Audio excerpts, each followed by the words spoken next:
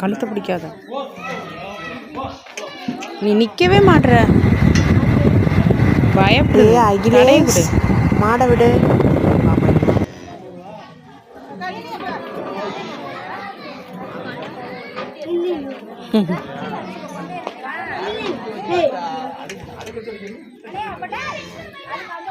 ஹெல்ப்பருக்கு வச்சுக்கிறீங்களா மாமா? இந்தா வரதான். ஐயோ அப்படியா?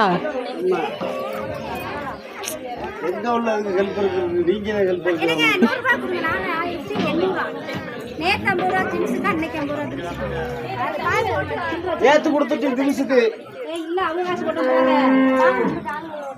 ஆட்டோ காசை கல்விட்டாங்க.